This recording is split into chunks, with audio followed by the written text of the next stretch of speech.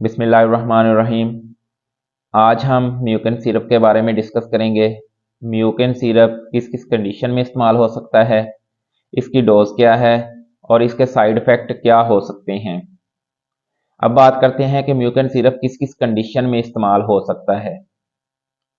मैदे के अल्सर, जिसमें मैदे में छोटे छोटे ज़ख़म बन जाते हैं, जो बहुत ज़्यादा पेन किलर मेडिसिन इस्तेमाल करने से या कोई और मेडिसिन इस्तेमाल करने से भी हो सकते हैं। इसके अलावा बहुत ज़्यादा स्पाइसी चीज़ें खाने से भी मैदे का अल्सर हो सकता है। तो मैदे के अल्सर में म्यूकन सिरप बहुत ज़्यादा फ़ायदेमंद है। पेट में गैस का बनना, तली हुई चीज़ें जैसे समोसे पकौड़े या रात के वक्त दूध का इस्तेमाल करने से पेट में गैस बन सकती है। तो इस कंडीशन में म्यूकन सिरप बहुत फ़ायदेमंद है।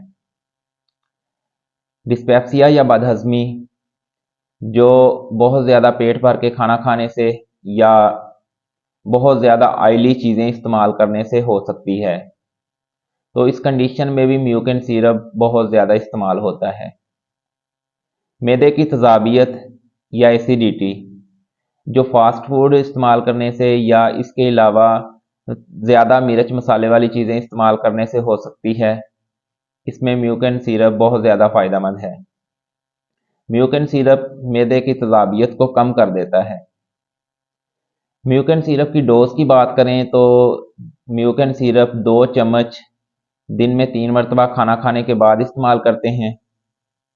म्यूकन सिरप के साइड इफ़ेक्ट की बात करें तो इसके कोई ख़ास साइड इफ़ेक्ट नहीं हैं। ये एक सेफ मेडिसिन है, लेकिन इसके कुछ कॉमन साइड इफ़ेक्ट जो देखने में आते हैं, उनमें चक्कर आ सकते हैं, सर में दर्द हो सकता है।